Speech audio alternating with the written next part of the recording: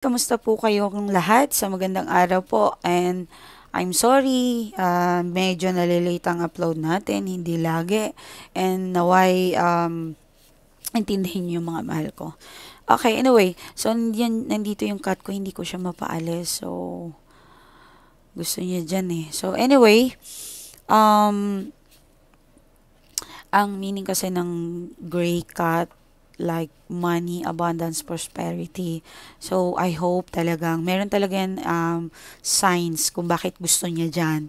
Bihira po talaga yan umakyat dito sa aking mesa and talagang wag natin silang wag natin siyang paalisin. Okay?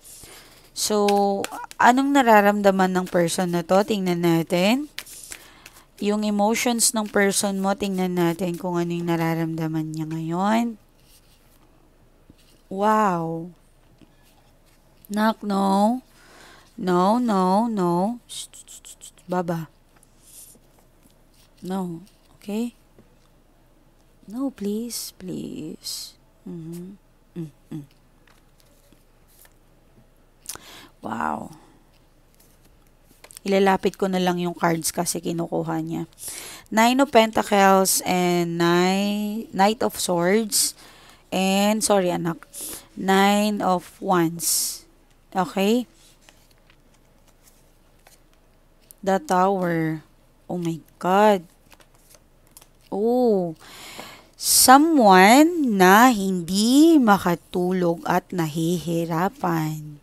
Look at this. Wow. Parang nakikita niya yung paano ka nagiging masaya, nag-grow ka, paano ka nagiging blooming.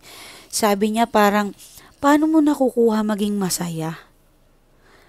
Samantala ako, eto, nahihirapan at nalulungkot. 'Di ba? Ang bilis-bilis mong maka-move on. Wow. Tingnan mo. Samantala siya, okay, ito kasi yung third, ito yung fourth. Yan. Nagkakaroon sila ng hindi magandang komunikasyon with the third party. Yan. So, meron silang hidwaan or malalim na pag-aaway na sumbatan. Like, parang, ikaw nga, iniwan ko si ikaw ang pinili ko, pero mali pala. May mga ganun na salita. Okay. So, nagsusumbatan na sila. Yan nakakalungkot, So, ano pa yung energy ng person mo? Wow.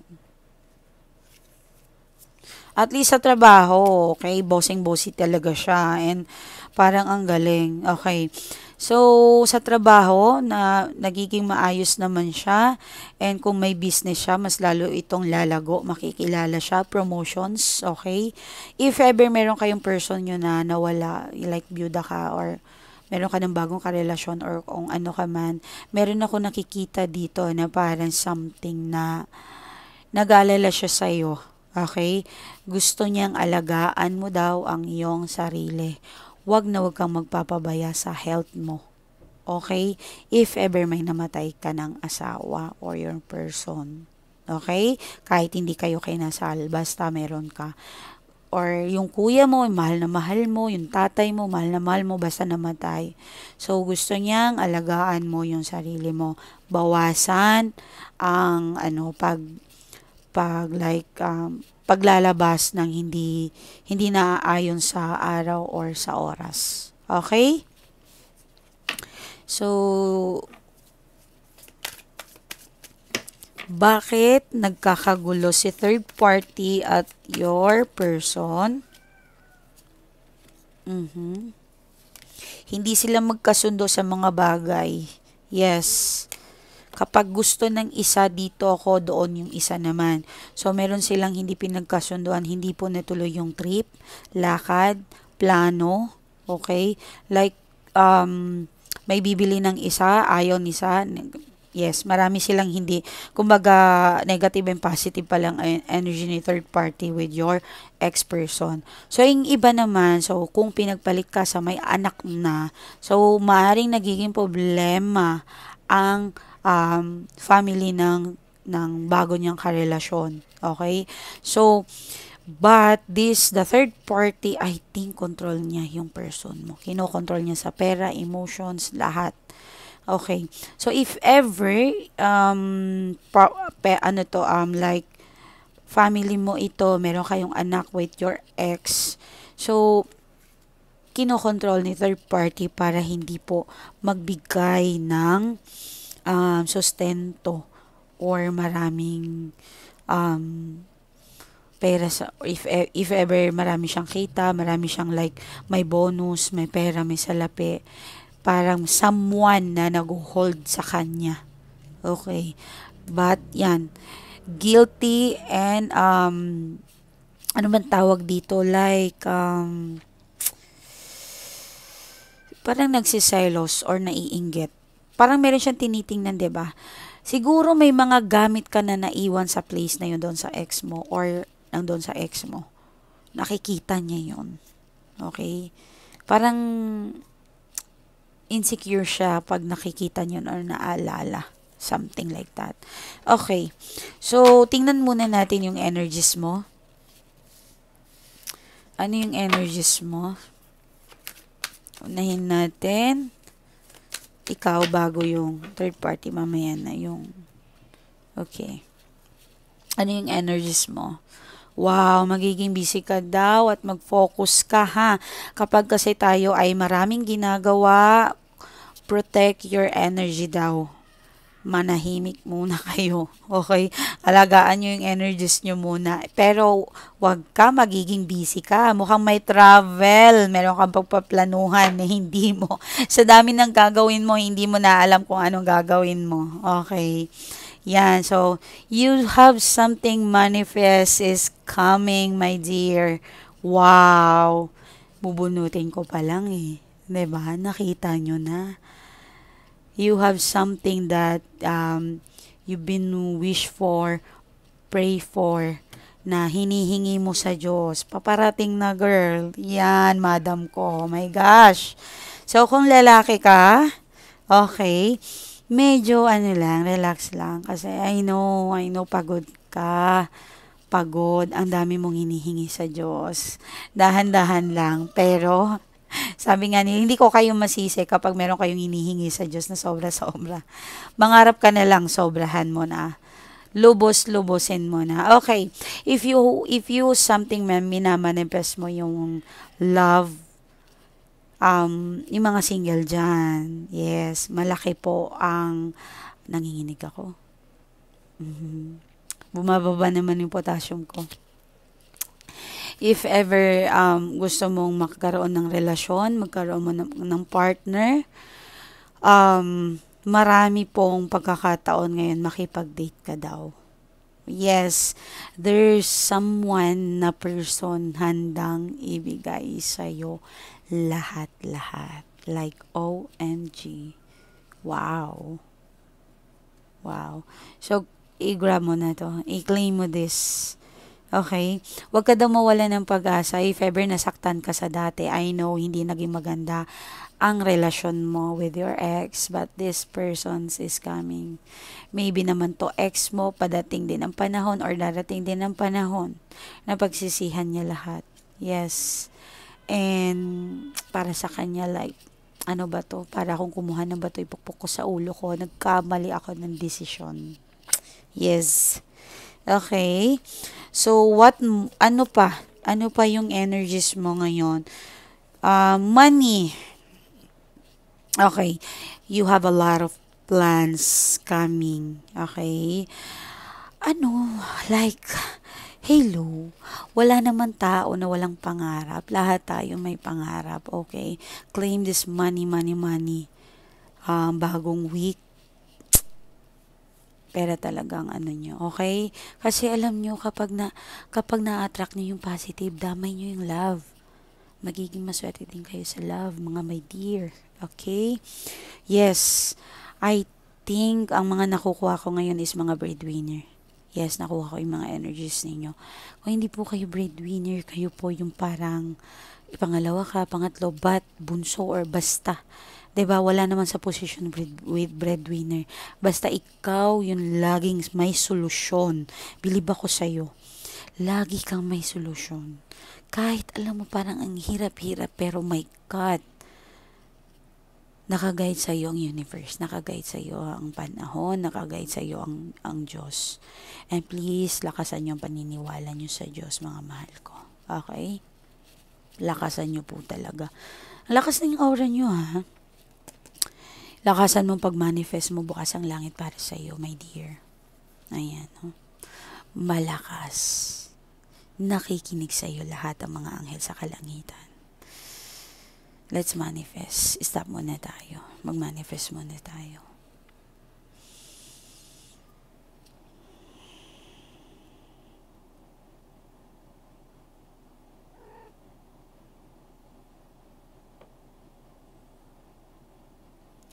Wow. Amin. Amin. Amin. Okay. So, tanungin natin kung anong minamanifest ninyo. Ibibigay ba sa inyo ang inyong manifest? Tanungin natin. Why not? Diba? Walang masama. Uy, may signs. Bilisan lang natin kasi nahihilo na ako. Oh. I'm sorry. Yung mga gustong mabuntes, I'm sorry, it's a no. I'm sorry po. Wow, new lover is coming. Whoa, more blessings. Well, yung puso mo talagang magiging masaya if ever kung ano man yan. Kung like something, babalik pa yung person ko. If ever hindi po yan babalik, it's coming new love or new person. Oh, medyo hindi yung iba, okay? But, meron pa kasing mga attitude problem. I'm sorry. Okay, yung mga minamanifest ninyo magbago siya, it's a no. Okay? Ano pa? Money. Tingnan natin kung lalabas yung money. Wow!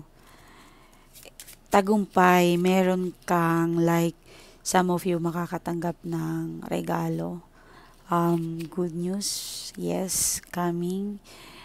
Kasi ang 9 talaga kasi ay parang meron kang gustong gawin or pag-alis, like travel, puntahan, plano, magagawa mo. Kasi, 9 of heart eh.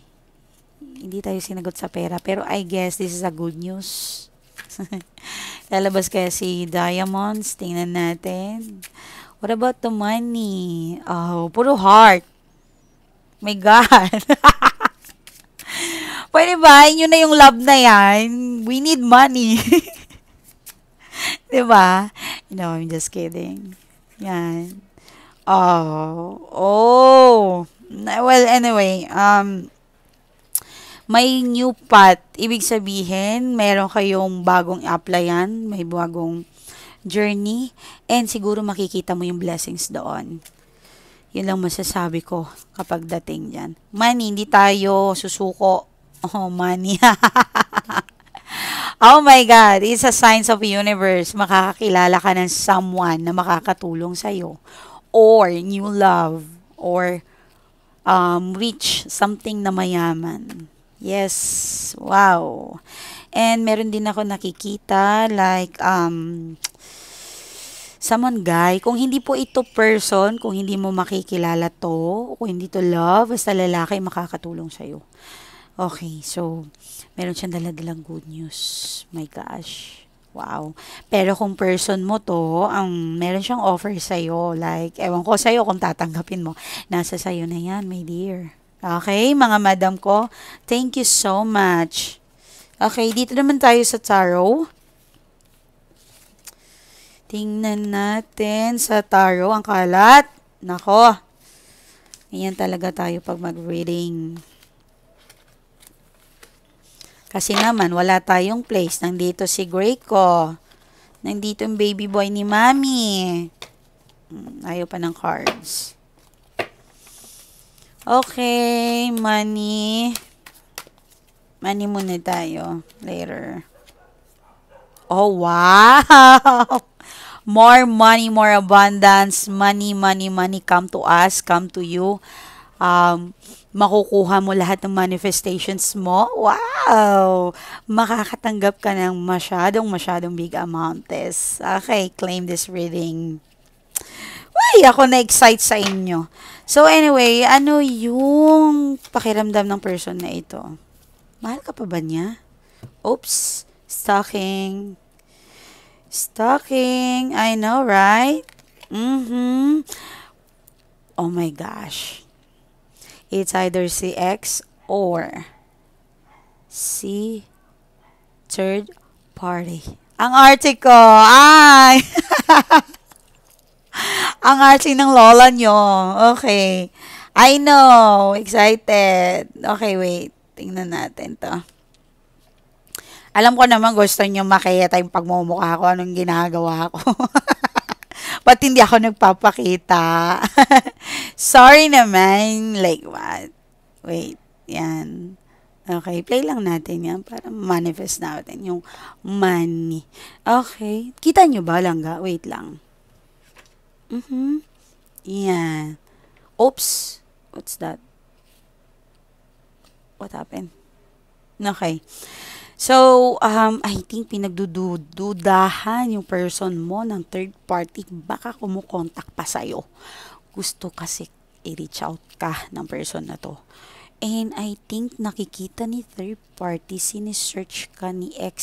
Yes, sinesearch ka niya through social media, Google, or anything social media and accounts.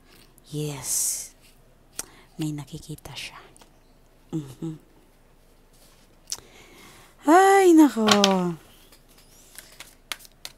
So, ano ba yung feelings ng person na to? The sun.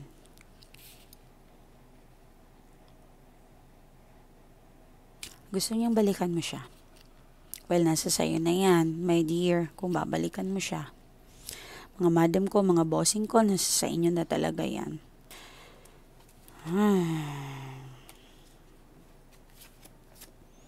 Yes, mag-uusap pa kayo.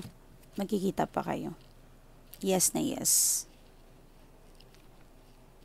Mag-uusap, magkikita, and I think kung matagal-tagal ito, malis na siya. Kung matagal-tagal ito, darating din ang panahon, parang maghaharapan pa rin kayo. Yes, may ganun. May ganun moment. Two of Wands, King of Cups, ini-stalk ka niya. Hindi mo maikubli, ano? Wag kayo magsinungaling. To be honest, minsan, iniisip mo yung person mo.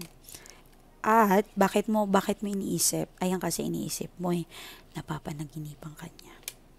Definitely, napapanaginipan ka ng person mo. Okay.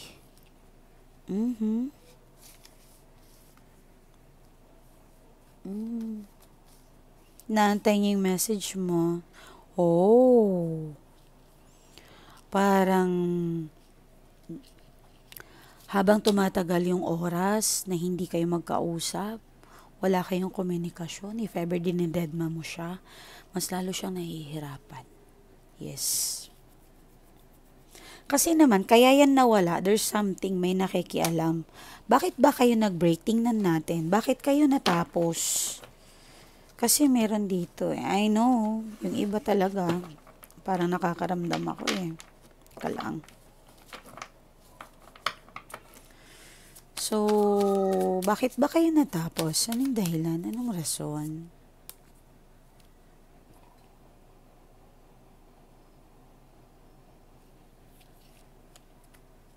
I'm sorry pero alam mo dear or madam ko, bossing, meron talaga dito baka nagayuma na spell. I'm sorry. Hindi ko, nasa sa inyo pa rin yan.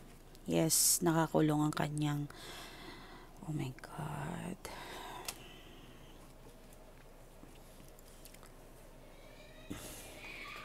Nakakainis yung mga ganito. Yes, hindi sila lumalaban ng patas. Mhm. Yes, and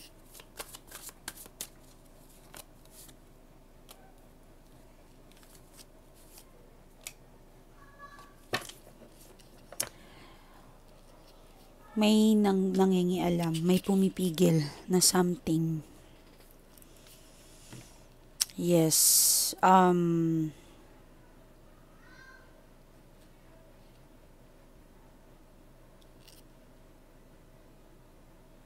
nashock ako. Anyway, ulitin natin, yung doon tayo sa inyo, doon na tayo, nainis ako. I think your person, mahal ka pa niya. I can feel. Mahal ka pa ng person na to. May nangialam lang sa kanyang puso at saka kanyang isipan. Kung gusto niyo malaman na mas deep, kasi kinakalkal ko yan, mas maganda magpa-reading po talaga kayo para malaman po talaga kung nagawa ba yung person niyo o hindi. Kung hindi, wala kayong problema. Pagagaanin natin yan. Pero kung malala, doon nyo malalaman kung ano talaga yung kailangan ninyo. Okay,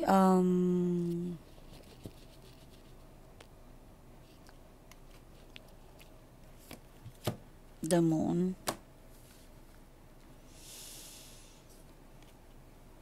Wow. Matatapos na ang kalungkutan mo, dear. Yes. May celebrations. Anyway, happy birthday sa mga Libra. Coming, malapit na. Okay. Wow. Ang ganda.